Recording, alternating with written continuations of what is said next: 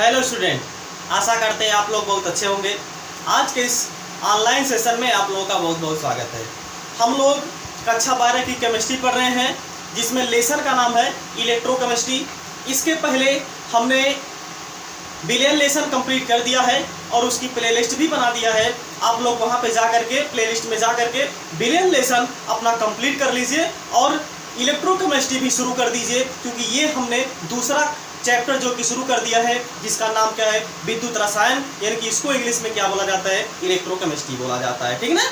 और हम पिछले क्लास में आप लोगों को बताए थे विशिष्ट चालकता क्या होती है, यानी कि कप्पा जो होता है ये बहुत ही ज़्यादा इंपॉर्टेंट होता है। और क्या होता है, इसकी डिफिनीशन क्या होती है, इसका मात्रा क्या होता है, इसका फार्मूला क्या होता है, ये पिछले क्लास में पूरा हमने इसका डेरिवेशन बता दिया था। पूरा इसके बारे में हम लोगों ने डिटेल से स्टडी कर लिया था। ठीक है ना।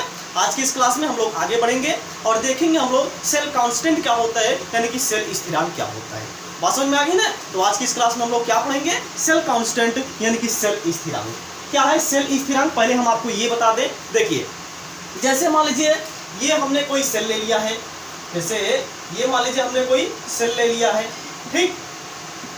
ये आपका क्या है, कोई सेल है और ये हमने यहाँ पे कोई दो प्लेट लगा दिया है सेल का। ये क्या है, कोई दो प्लेट है। इसके मध्य की लंबाई मान लीजिए कितनी है भैया, स्मॉल एल है। क्या है, स्मॉल एल है। और इसके अनुप्रस्थ परिच्छेद का क्षेत्रफल क्या है, स्मॉल एन की कैपिटल ए है। तो सेल स्थिरांक क्या होता है, यल अपॉन ए। क्या होता है सेल स्थिरांक, यल अपॉन ए। यल अपॉन ए कहने का मतलब क्या है, यानी कि किन्हीं दो इलेक्ट्रोडों के मध्य की लंबाई, किन्हीं दो इलेक्ट्रोडों के मध्य की लंबाई तथा अनुप्रस्थ परिच्छेद के क्षेत्रफल के अनुपात को क्या बोला जाता है, सेल स्थिरांक बोला जाता है। और इसको यहाँ पे यक्स से रिप्रेजेंट करेंगे, कहीं कहीं पे यहाँ पे जी से भी रिप्रेजेंट किया जाता है। तो आप जी बोलिए चाहे यक्स बोलिए, दोनों आपका क्या होता है, सेल कांस्टेंट ही होता है। दोनों क्या होता है, सेल स्थिरांक ही होता है। बात समझ में आ गई ना। अब हम इसकी डिफिनीशन लिखेंगे, इसके बाद हम इसका फार्मूला बताएंगे और इसके आगे हम इसका यानी कि मात्रा क्या होता है, ये सब जो कि हम लोग इसमें कैलकुलेट करेंगे। ठीक है। चलिए अब हम लोग इसकी पहले डिफिनीशन आपको बता देते हैं आपको।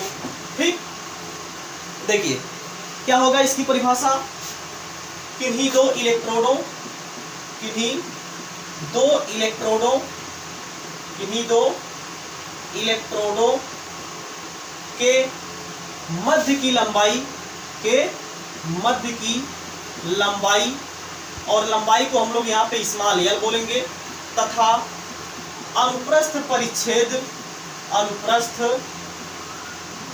परिच्छेद, अनुप्रस्थ परिच्छेद का क्षेत्रफल, अनुप्रस्थ परिच्छेद के क्षेत्रफल, क्षेत्रफल यानी कि कैपिटल ए के अनुपात को, के अनुपात को, अनुपात को सेल स्थिरांक कहते हैं।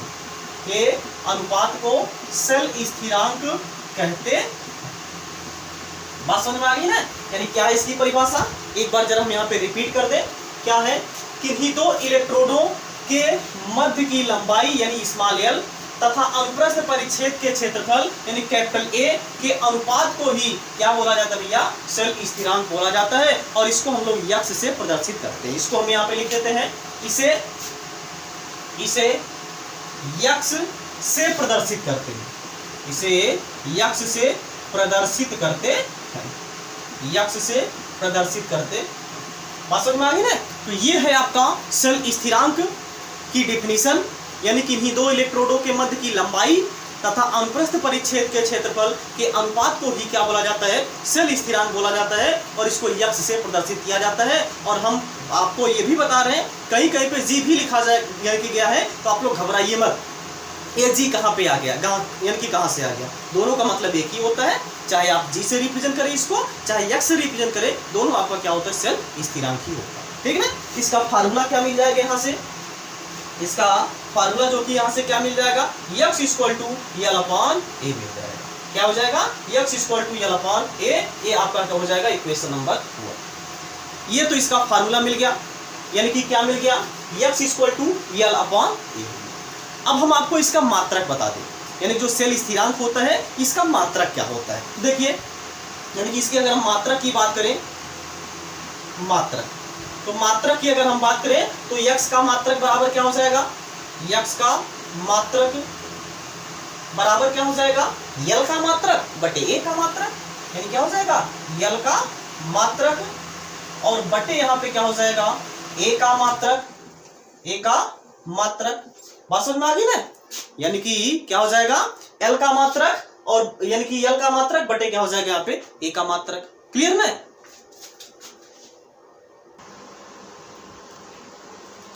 चलिए देखिए इसका हम लोग क्या निकाल रहे हैं, यहाँ पे मात्रक निकाल रहे हैं, ठीक है ना। तो देखिए यल का मात्रक क्या होता है, यल यहाँ पे क्या होता है, लेंथ है, यानी कि यल क्या है, लंबाई है। लंबाई का मात्रक क्या होता है, मीटर होता है, सेंटीमीटर होता है, किलोमीटर होता है। बात समझ में आ गई ना, जो लंबाई होता है, लंबाई का मात्रक क्या होता है, सेंटीमीटर होता है, किलोमीटर होता है, मीटर होता है। तो यहाँ पे हम छोटी यूनिट ले रहे हैं, यानी कि मीटर ले रहे हैं, ठीक है ना। तो यल का मात्रक यानी क्या हो जाएगा, मीटर हो जाएगा, या फिर हम यहाँ पे सेंटीमीटर ले रहे हैं, ठीक है ना, क्या ले रहे हैं, सेंटीमीटर ले रहे हैं। अपान यहाँ पे क्या है, ए का मात्रक क्या होता है, ए यहाँ पे क्या है, एरिया है, यानी कि क्षेत्रफल है। क्षेत्रफल का मात्रक यहाँ पे क्या होता है भैया, सेंटीमीटर स्क्वायर हो जाएगा, ठीक है ना। क्षेत्रफल का फार्मूला क्या होता है, लंबाई गुणे चौड़ाई। लंबाई को भी हम लोग सेंटीमीटर या फिर मीटर में मापते हैं और चौड़ाई को भी हम लोग मीटर या फिर सेंटीमीटर में मापते हैं। तो क्या हो जाएगा, यानी कि सेंटीमीटर स्क्वायर हो जाएगा। तो यहाँ पे क्या हो जाएगा, सेंटीमीटर स्क्वायर हो जाएगा। बात समझ में आ गई ना। अब देखिए एक सेंटीमीटर से कट गया, बटा यानी कि बचेगा क्या, 1 सेंटीमीटर बचेगा। और सेंटीमीटर जब ऊपर लेके चले जाएंगे तो यक्स का मात्रक कितना आ जाएगा, सेंटीमीटर इनवर्स। क्या आ जाएगा भैया, यक्स का जो मात्रक है वो क्या आ जाएगा, यहाँ पे सेंटीमीटर इनवर्स हो जाएगा। ये हो जाएगा आपका यक्स का मात्रक। बात समझ में आ गई ना। इसको आप नोट करिए, इसके बाद हम इसके आगे बढ़े। नोट कर लीजिए इसको आप।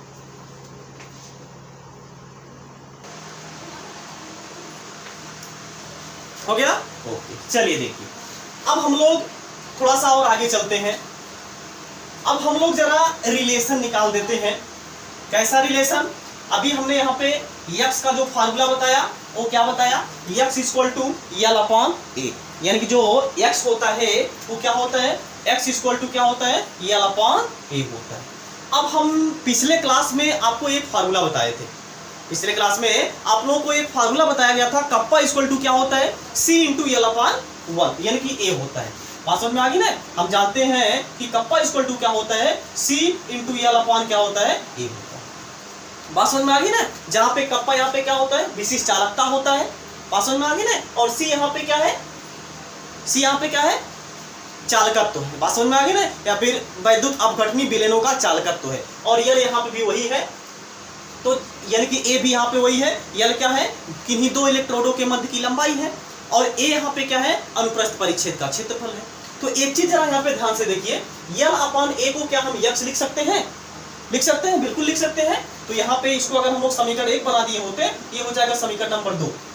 तो क्या हो जाएगा, समीकरण 1 तथा समीकरण 2 से, समीकरण 1 तथा समीकरण 2 से क्या मिलेगा, समीकरण 1 तथा समीकरण 2 से के equal to c into l upon a के स्थान पर हम लोग क्या लिख सकते हैं, इंटू यक्स लिख सकते हैं।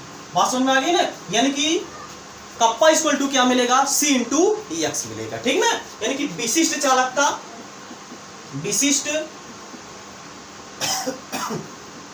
विशिष्ट चालकता बराबर क्या मिलेगा, सी क्या है, चालकत्व, सी क्या है, चालकत्व और गुणे सेल स्थिरांक, गुणे क्या मिलेगा, सेल स्थिरांक। यानी कि ये यहाँ पे जो कि फार्मूला मिल जाएगा, रिलेशन तीनों में मिल जाएगा। यानी कि अगर आपको विशिष्ट चालकता, चालकत्व तथा सेल स्थिरांक के बीच में रिलेशन निकालना हो तो ये आपका फार्मूला है आपके सामने। इससे आप लोग किसी यानी कि तीनों में रिलेशन निकाल सकते हैं, या फिर इसमें से कोई दो का मान दे सकता है और तीसरे का मान पूछ सकता है। बात समझ में आ गई ना। तो ये तीनों में रिलेशन है, ये तीनों में संबंध है, जिसपे क्वेश्चन कई बार पूछा गया है। तो आप लोग इसको पढ़ लीजिएगा, इसको देख लीजिएगा। और रही बात न्यूमेरिकल की, तो हम अगले क्लास में कोशिश करेंगे कि आप लोगों को न्यूमेरिकल करवाएं। बात समझ में आ गई ना, क्योंकि बिना न्यूमेरिकल का आप लोगों का कॉन्सेप्ट तो क्लियर होने वाला नहीं है। बात समझ में आ गई ना। तो हम ज़्यादा से ज़्यादा न्यूमेरिकल भी करवाएंगे, आप लोग घबराइए ना। बहुत सारे बच्चे ये सोचते हैं कि इलेक्ट्रोकेमिस्ट्री बहुत टफ चैप्टर है, बल्कि जबकि ऐसा कुछ भी नहीं है। देखिए इतनी बेहतरीन तरीके से आप लोगों को समझाया जा रहा है, एकदम जीरो लेवल से, एकदम शून्य से आप लोगों को पढ़ाया जा रहा है, एकदम जीरो से आप लोगों को हीरो बनाया जा रहा है। बात समझ में आ गई ना। तो आप लोग थोड़ा सा ध्यान से पढ़िए और इसका नोट्स जो है कि जरूर से जरूर कंप्लीट करिए। बात समझ में आ गई ना। चलिए इसको आप नोट करिए, इसके बाद हम अगली टॉपिक की तरफ आगे बढ़े, ठीक है ना। इसको आप नोट कर लीजिए। हो गया। चलिए इसके बाद अब हम अगली टॉपिक की तरफ आगे बढ़ते हैं। अगली टॉपिक यहां पे होगा तुल्यांकी चालकता। ये बहुत ही इंपॉर्टेंट टॉपिक है, तुल्यांकी चालकता। क्या है? तुल्यांकी चालकता। बहुत ध्यान से देखिएगा, तुल्यांकी चालकता, जिसको हम लोग क्या बोलते हैं? इक्विवेलेंट कंडक्टिविटी बोलते हैं। क्या बोलते हैं? इक्विवेलेंट कंडक्टिविटी इसको बोला जाता है। इक्विवेलेंट कंडक्टिविटी, बात समझ में आ गई ना। इक्विवेलेंट कंडक्टिविटी, ठीक। तो ये आपका है इक्विवेलेंट कंडक्टिविटी, जिसको हम लोग क्या बोलते हैं? तुल्यांकी चालकता बोलते हैं। इस पर हम चिन्ह लगा दे रहे हैं, ये बहुत ही ज्यादा इंपॉर्टेंट है। ये हम यहाँ पे लिख रहे हैं इस पर मोस्ट इंपॉर्टेंट। बात समझ में आ गई ना। तो ये आप लोग ध्यान दीजिएगा, जब हमने इस पे मोस्ट इंपॉर्टेंट लिख दिया, इसका मतलब आप लोग समझ सकते हैं ये एग्जाम की दृष्टि से बहुत ज्यादा इंपॉर्टेंट है। और केवल यूपी बोर्ड के एग्जाम की दृष्टि से ही नहीं, चाहे आप नीट का एग्जाम दे या फिर जेई का एग्जाम दे, बहुत सारी ऐसी हाई लेवल की जो कंपटीशन की एग्जाम होता है, उसमें से इसमें से क्वेश्चन पूछा जाता है। ये जो टॉपिक है ये बहुत ज्यादा इंपॉर्टेंट है हर एक एग्जाम के लिए। क्लियर ना। चलिए अब पहले हम इसके बारे में आपको बताएं कि तुल्यांकी चालकता होती क्या है। पहले तो देखिए, ये जो तुल्यांकी चालकता होता है, इसको हम लोग लैम्डा EQ या कैप EQ से इसको हम लोग प्रदर्शित करेंगे। लैम्डा EQ या फिर कैप यानी कि कैप EQ से हम लोग इसको प्रदर्शित करेंगे। EQ मतलब यहाँ पे क्या होता है भैया? इक्विवेलेंट है। और लैम्डा यहाँ पे क्या रिप्रेजेंट करता है? यानी कि तुल्यांकी चालकता को, यानी कि अगर हम टोटल मिला देंगे तो ये क्या हो जाएगा? तुल्यांकी चालकता। इसको हम लोग लैम्डा EQ से रिप्रेजेंट करते हैं। बात समझ में आ गई ना। चलिए अब जैसे देखिए, मान लीजिए हम यहाँ पे कोई सेल ले रहे हैं, यहाँ पे हम कोई सेल ले रहे हैं, ठीक। और इसमें हमने क्या लिया, लगा दिया है, कोई इलेक्ट्रोड लगा दिया है। अभी इलेक्ट्रोड क्या होता है आप लोग नहीं समझ पा रहे होंगे, क्योंकि अभी हमने इसको पढ़ाया नहीं है इलेक्ट्रोड को। बस आप लोग इतना जानते रहिए, ये क्या होता है? कोई धातु की छड़ होती है, ठीक ना। कोई धातु की छड़ होती है जिसमें एक होता है एनोड और एक होता है कैथोड। क्लियर है। बस आप इतना जानते रहिए। ये आपका क्या होता है? कोई हमने यहाँ पे लगा दिया है इलेक्ट्रोड। इलेक्ट्रोड क्या होगा? किसी धातु की छड़ होगी, किसी धातु का राड होगा। बात समझ में आ गई ना। अब इसको हमने क्या किया, यहाँ पे कोई कुचालक का पात्र लिया है, इसी में हमने क्या लिया, लगा दिया है, कोई दो इलेक्ट्रोड लगा दिया है। बात समझ में आ गई ना। अब हम लोग क्या करते हैं, इसमें विद्युत अपघट्य घोलते हैं। इसमें हम लोग क्या भरते हैं भैया? विद्युत अपघट्य भरते हैं। ये क्या है? मान लीजिए विद्युत अपघट्य है। ये क्या है? विद्युत अपघट्य है। अब एक चीज जरा ध्यान से देखिए, हम लोग तुल्यांकी चालकता किसे बोलेंगे? इसमें जो आपने विद्युत अपघट्य घोला था, इसमें जो आपने विद्युत अपघट्य घोला था, ये विद्युत अपघट्य अगर हम माप करके ले लें, अगर हम 1 ग्राम तुल्यांक ले लें, ये बहुत इंपॉर्टेंट पॉइंट हमने बोला है। 1 ग्राम तुल्यांक कितना ले लें भैया? 1 ग्राम तुल्यांक कितना ले लें? 1 ग्राम तुल्यांक। यानी कि ये जो हमने यहाँ पे सेल लिया था, इस सेल में अगर हम 1 ग्राम तुल्यांक विद्युत अपघट्य घोल दें, तब यहाँ पे इसकी जो चालकता होती है वो क्या कहलाती है? इसकी तुल्यांकी चालकता कहलाती है। बात समझ में आ गई ना। फिर से समझिए, ये आपने क्या किया है, यहाँ पे कोई सेल ले लिया है, इस सेल में आप क्या करते हैं? कोई विद्युत अपघट्य घोलते हैं। लेकिन ये जो विद्युत अपघट्य है, अगर आप क्या करते हैं? 1 ग्राम तुल्यांक विद्युत अपघट्य इसमें घोलते हैं। जो विद्युत अपघट्य यहाँ पे आपने घोला है, ये अगर हम 1 ग्राम तुल्यांक कर दें, तब यहाँ पे ये जो बिलेर की चालकता होगी वही क्या कहलाएगी भैया? तुल्यांकी चालकता कहलाएगी। बात समझ में आ गई ना। ये आपका क्या है? तुल्यांकी चालकता। विद्युत अपघट्य क्या होता है आप लोग जानते ही हैं, जिसके जलीय विलयन में विद्युत धारा प्रवाहित किया जा सके। जिसके जलीय विलयन में विद्युत धारा प्रवाहित किया जा सके, ऐसे पदार्थ क्या कहलाते हैं भैया? विद्युत अपघट्य कहलाते हैं। इसकी हम परिभाषा कैसे बोलेंगे, एक बार हम बोल रहे हैं, इसके बाद अभी हम इसको लिखेंगे भी। देखिए एक बार पहले सुनिए, क्या बोला जा रहा है कि यदि किन्हीं 2 इलेक्ट्रोडों, अब इसकी परिभाषा हम लोग कैसे बोलेंगे? यदि किन्हीं 2 इलेक्ट्रोडों के मध्य की लंबाई 1 सेंटीमीटर, यदि किन्हीं 2 इलेक्ट्रोडों के मध्य की लंबाई 1 सेंटीमीटर तथा अनुप्रस्थ परिच्छेद का क्षेत्रफल 1 सेंटीमीटर स्क्वायर हो जाए, तब किसी विलयन में यदि 1 ग्राम तुल्यांक विद्युत अपघट्य घोला जाए, तब उस विलयन की जो चालकता होगी वही क्या कहलाएगी, इसकी तुल्यांकी चालकता कहलाएगी। अब हम इसको लिख लेते हैं। बात समझ में आ गई ना? लिखेंगे तो आप लोगों को जो नहीं क्लियर हुआ होगा वो क्लियर हो जाएगा, ठीक है ना? चलिए इसको आप इसमें नोट करना हो तो नोट कर लीजिए, अन्यथा हम इसकी डेफिनेशन को लिखें। नोट कर लीजिए इसको आप। चलिए देखिए, हम इसकी डेफिनेशन पहले लिखते हैं, इसकी परिभाषा हम लिखते हैं। क्या है? यदि किन्हीं दो इलेक्ट्रोडों, क्या है? यदि किन्हीं दो इलेक्ट्रोडों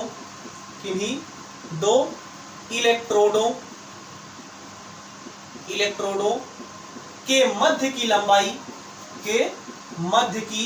लंबाई यानी कि स्मॉल एल 1 सेंटीमीटर हो तथा अनुप्रस्थ परिच्छेद का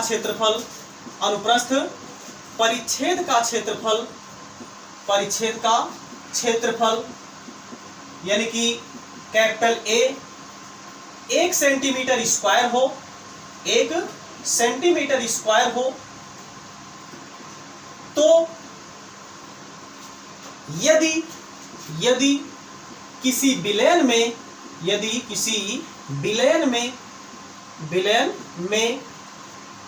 1 ग्राम तुल्यांक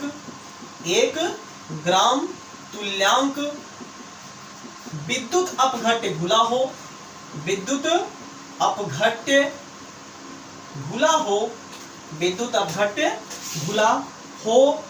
तो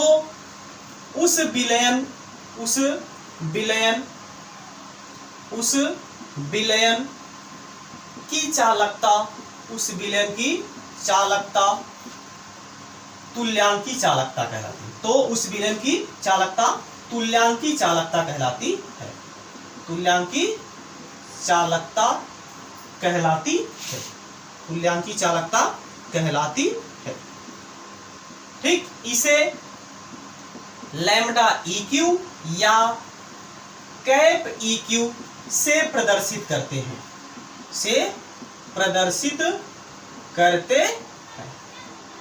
ठीक, ये है इसकी डेफिनेशन। एक बार हम आपको रिपीट कर रहे हैं, क्या बोला जा रहा है इस डेफिनेशन में।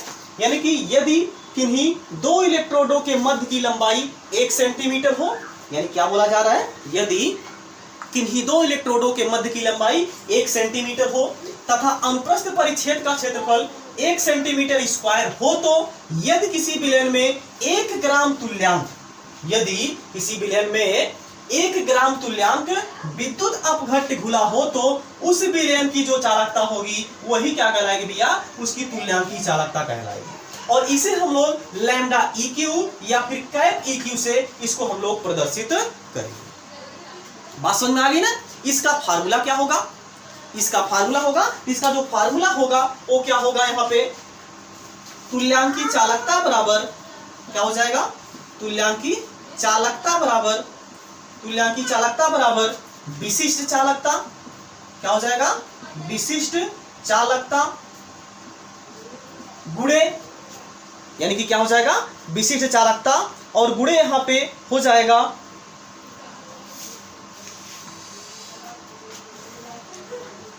ठीक, क्या हो जाएगा, विशिष्ट चालकता गुणे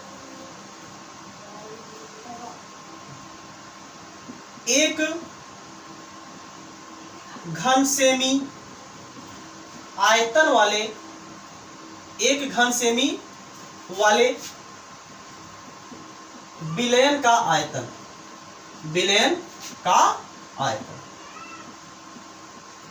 ठीक ना, 1 घन सेमी वाले विलयन का आयतन।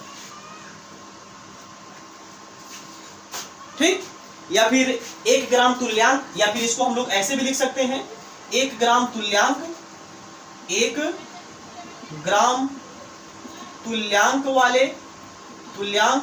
वाले वैद्युत अपघट्य का, या फिर 1 ग्राम तुल्यांक वाले विलयन का घन सेमी में आयतन। बात समझ में आ गई ना? ये यहाँ पे है फार्मूला, क्या है, तुल्यांकी चालकता बराबर क्या हो जाएगा, विशिष्ट चालकता गुणे 1 ग्राम तुल्यांक वाले विलयन का घन सेमी में आयतन। ये तुल्यांकी चालकता का फार्मूला मिल जाएगा।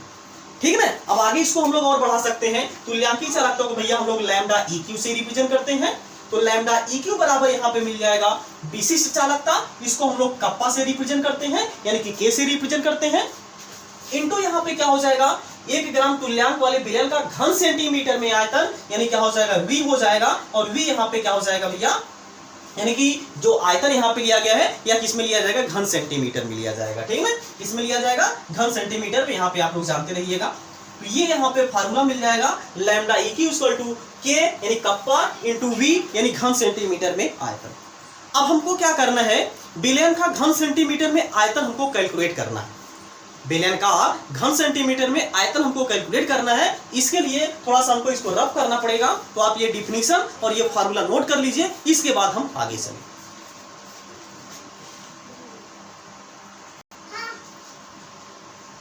चलिए देखिए आगे, यानी कि ये है आपका lambda EQ equal to kappa into यहाँ पे क्या है भैया, V है। ये आपका क्या है, वॉल्यूम है, लेकिन वॉल्यूम आप लोग यहाँ पे जानते रहिए जो लिया गया है यह घन से में यानी कि घन सेंटीमीटर में लिया गया है। बात समझ में आ गई ना। चलिए अब क्या हम लोग आयतन निकाल सकते हैं। 1 ग्राम तुल्यांक यहाँ पे बोला गया है, यहाँ पे क्या बोला गया भैया, 1 ग्राम तुल्यांक बोला गया है। तो यहाँ पे कहने का मतलब तुल्यांकी चालकता है, यानी कि यहाँ पे यानी कि ये क्या था, 1 ग्राम तुल्यांक बोला गया था डिफिनीशन में। तो 1 ग्राम तुल्यांक मतलब कि किसमें रिलेशन बताता है, नॉर्मलता में। बात समझ में आ गई ना। आप लोग जानते हैं जो नॉर्मलता का फार्मूला होता है, यानी कि जो नॉर्मलता होता है वो क्या होता है, यानी कि नॉर्मलता कहते हैं किसे है, किसी विलयन के 1 लीटर में उपस्थित विलेय पदार्थ के ग्राम तुल्यांकों की संख्या को, किसी विलयन के 1 लीटर में उपस्थित विलेय पदार्थ के ग्राम तुल्यांकों की संख्या को क्या बोलते हैं, उस विलयन की नॉर्मलता बोलते हैं। और इसको हम लोग कैपिटल N से प्रदर्शित करते हैं। यानी क्या हो जाएगा, नॉर्मलता बराबर ग्राम तुल्यांक, क्या हो जाएगा भैया, ग्राम तुल्यांक बटे यहाँ पे क्या हो जाएगा, आयतन। क्या हो जाएगा, आयतन। ठीक है, लेकिन आयतन यहाँ पे हमको क्या लेना है, घन सेंटीमीटर में लेना है। आयतन यहाँ पे हमको क्या लेना है, घन सेंटीमीटर में लेना है। तो यहाँ पे क्या हो जाएगा, 1000 से मल्टीप्लाई हो जाएगा। ठीक है ना। अब ये किस में आ जाएगा, सेंटीमीटर में आ जाएगा। बात समझ में आ रही है ना। यानी कि यहाँ पे क्या हो जाएगा, सेंटीमीटर क्यूब में अब यह आ जाएगा। पहले क्या था, घन सेंटीमीटर था, अब यहाँ पे क्या हो जाएगा, सेंटीमीटर क्यूब में ये आयतन हो जाएगा। अब जरा यहाँ पे ध्यान दीजिए, नॉर्मलता को हम लोग कैपिटल N से रिप्रेजेंट करते हैं, और ग्राम तुल्यांक यहाँ पे क्या बोला था, 1 ग्राम तुल्यांक। डेफिनेशन में क्या बोल दिया था, 1 ग्राम तुल्यांक विद्युत अपघट्य खुला हो। बात समझ में आ गई ना। 1 ग्राम तुल्यांक विद्युत अपघट्य खुला हो, मतलब कि यहाँ पे ग्राम तुल्यांक का मान कितना दिया गया भैया, 1 दिया गया है। यहाँ पे क्या हो जाएगा, 1 अपान यहाँ पे हो जाएगा वॉल्यूम यानी कि आयतन। आयतन यहाँ पे क्या हो जाएगा, V, और इंटू यहाँ पे क्या हो जाएगा भैया, 1000 हो जाएगा। बात समझ में आ रही ना। तो यहां से अगर आप N की वैल्यू निकालना चाहें, यानी कि V की वैल्यू निकालना चाहें, V इक्वल टू क्या हो जाएगा, 1000 डिवाइडेड बाय यहाँ पे क्या हो जाएगा, N हो जाएगा। बताइए ये वॉल्यूम निकल गया कि नहीं निकल गया, यानी कि सेंटीमीटर क्यूब में ये जो वॉल्यूम निकला है। अब इसको जो वॉल्यूम निकाले आप लोग, इसको ले जाकर के हम लोग समीकरण नंबर इसमें रख देंगे। यानी कि अगर हम इसको समीकरण नंबर 1 बना दे और इसको बना दे हम समीकरण नंबर 2, तो समीकरण नंबर 2 से जो V का मान निकला है, इसको ले जाकर के हम लोग समीकरण नंबर 1 में रख देंगे। आपको लैम्डा यानी कि लैम्डा EQ का मान मिल जाएगा, मतलब कि तुल्यांकी चालकता का मान यहाँ पे मिल जाएगा। क्लियर ना। चलिए देखिए, तो रख दीजिए, क्या मिलेगा यहाँ पे, लैम्डा EQ इक्वल टू मिलेगा कप्पा इंटू V। V का मान क्या है भैया, 1000 डिवाइडेड बाय यहाँ पे क्या है, कैपिटल N। ये यहाँ पे फार्मूला मिल जाएगा जो कि very very very very important है। इसको आप कर दीजिएगा समीकरण नंबर 3। बात समझ में आ गई ना। जहां पे देखिए जो लैम्डा EQ है ये क्या है, तुल्यांकी चालकता है, और यहाँ पे कप्पा क्या रिप्रेजेंट करता है, यानी कि K जो है वो क्या है, विशिष्ट चालकता है, और यहाँ पे जो N है ये क्या रिप्रेजेंट करता है भैया, नॉर्मलता को रिप्रेजेंट करता है। यानी कि N जो है वो क्या है, नॉर्मलिटी है, यानी कि नॉर्मलता है। बात समझ में आ गई ना। ये आप नोट करिए। इसके बाद हम इसमें जो EQ है इसका मात्रक कैलकुलेट करें। ये मात्रक भी कई बार पूछा गया है, मतलब कि मात्रक जो है कि बहुत ज्यादा इंपॉर्टेंट है, यानी कि लैम्डा EQ का, तुल्यांकी चालकता। क्लियर ना। इसको आप नोट कर लीजिए, इसके बाद हम इसका मात्रक बताएं। ठीक, नोट कर लीजिए इसको आप।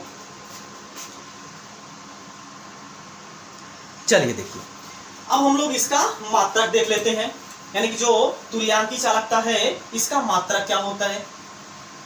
क्लियर। देखिए यही फार्मूला आपके सामने है, तो क्या मिलेगा मात्रक, लैम्डा EQ का मात्रक बराबर मिल जाएगा k का मात्रक और बटे यहाँ पे क्या मिल जाएगा n का मात्रक। चलिए देखिए, तो क्या मिल जाएगा आपको, लैम्डा EQ का मात्रक बराबर क्या मिल जाएगा, k का मात्रक क्या होता है, k का मात्रक क्या होता है, ओम इनवर्स सेंटीमीटर इनवर्स। जो k होता है, k का मात्रक इसके पहले हम लोग निकाले थे, जो k होता है, k का मात्रक इसके पहले हम लोग निकाले थे, क्या था, ohm inverse into centimetre inverse. क्या था भैया, ohm inverse into centimetre inverse. क्या हो जाएगा, सेंटीमीटर इनवर्स अपन यहाँ पे क्या हो जाएगा, n का मात्रक। ये यहाँ पे मोस्ट इंपॉर्टेंट है निकालना कि n का मात्रक यहाँ पे कैसे निकाला जाएगा। बात समझ में आ गई नहीं, यहाँ पे n का मात्रक कैसे निकाला जाएगा, ये यहाँ पे आप लोगों को ध्यान देना है। कैसे निकलेगा n का मात्रक, देखिए अभी हमने फार्मूला बताया था, n बराबर यानी कि नॉर्मलता बराबर क्या होता है, ग्राम तुल्यांकों की संख्या अपान आयतन। आयतन यहाँ पे क्या हो जाएगा, सेंटीमीटर क्यूब, यानी कि ग्राम तुल्यांक क्या हो जाएगा भैया, यहाँ पे ग्राम तुल्यांक हो जाएगा और बटे यहाँ पे क्या हो जाएगा भैया, आयतन। आयतन जो होगा वो किसमें होगा, घन सेंटीमीटर में होगा। बात समझ में आ गई ना, घन सेंटीमीटर में हो जाएगा। तो यहाँ पे देखिए ग्राम तुल्यांक, n का मात्रक क्या हो जाएगा, ग्राम तुल्यांक और बटे यहाँ पे क्या हो जाएगा, आयतन जो है कि उसको अगर हम लोग घन सेंटीमीटर में लेंगे क्या हो जाएगा, सेंटीमीटर क्यूब हो जाएगा। क्या हो जाएगा, सेंटीमीटर क्यूब, मतलब सेंटीमीटर घाते 3। या फिर इसको आप ऊपर लेके जाएंगे तो क्या मिलेगा भैया, n इक्वल टू आपको मिलेगा ग्राम तुल्यांक, क्या मिलेगा, ग्राम तुल्यांक इंटू यहाँ पे क्या मिलेगा, सेंटीमीटर घाते -3 मिलेगा। ये आपका क्या आ गया, n का मात्रक आ गया। अब क्या करना है, इसी n के मात्रक को ले जाकर के आपको यहाँ पे पुट कर देना है, यहाँ पे रख देना है, ठीक है ना। तो रखेंगे तो क्या मिलेगा, देखिए रख दीजिए ग्राम तुल्यांक, क्या हो जाएगा, ग्राम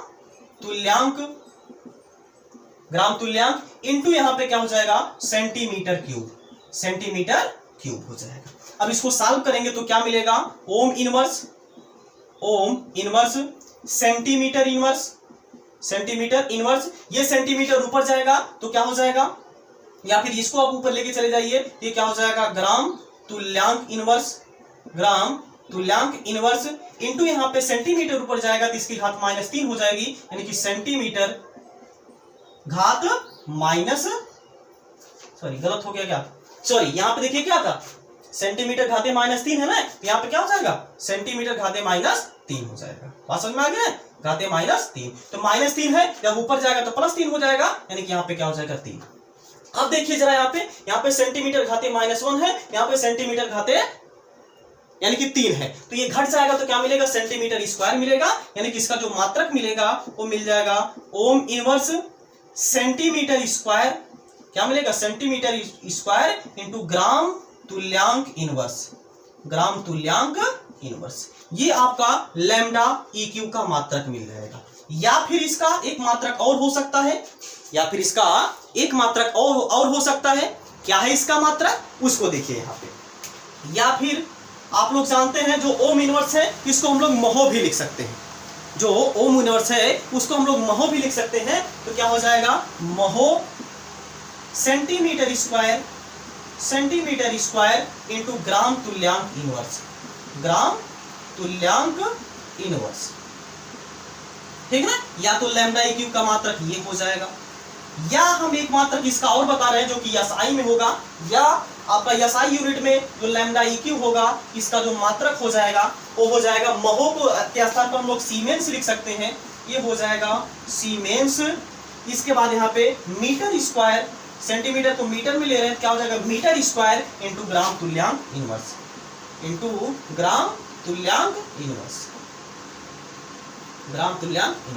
ये आपका मात्रक हो जाएगा। हमने तीनों मात्रक आपको बता दिया, चाहे एग्जाम में चाहे जो भी पूछ ले, आप लोगों को कभी भी छोड़ना नहीं है, आप लोगों को छोड़ के नहीं आना है। बात समझ में आ गई ना। तो ये चीज है, ये आज हमने पढ़ा यहाँ पे तुल्यांकी चालकता पढ़ा और हमने पढ़ा सेल स्थिरांक। अगर अब भी इसमें आपको कोई डाउट हो तो आप लोग कमेंट बॉक्स के माध्यम से जरूर पूछिएगा। और हाँ, एक बार आप जरा इसका स्क्रीनशॉट ले लीजिए। हो गया, ओके।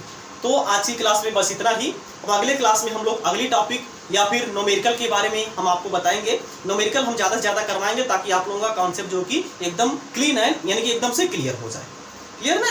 तो ये जो वीडियो है आप लोग अपने सभी मित्रों को जरूर से जरूर शेयर करिए और एक छोटा सा कमेंट जरूर कमेंट बॉक्स में कर दीजिएगा कि आप लोगों को ये वीडियो कैसा लग रहा है, आप लोग समझ पा रहे हैं या फिर नहीं समझ पा रहे हैं। बात समझ में आ गई ना? या फिर कोई भी समस्या हो तो आप लोग कमेंट बॉक्स में जरूर से जरूर बताइए कि वीडियो की क्वालिटी कैसी है, या फिर क्वालिटी में कोई यानी कि सुधार करना है या वॉइस में कोई सुधार करना है। ये सब जो है कि आप लोग कमेंट बॉक्स के माध्यम से बताएंगे, तभी जो है कि हम उसका सुधार कर पाएंगे। क्लियर ना? इसी के साथ अब हम लोग मिलते हैं नेक्स्ट क्लास में। तब तक आप लोग जहाँ पे रहिए स्वस्थ रहिए, मस्त रहिए और अपने माता पिता का ख्याल रखिए। जय हिंद, जय भारत।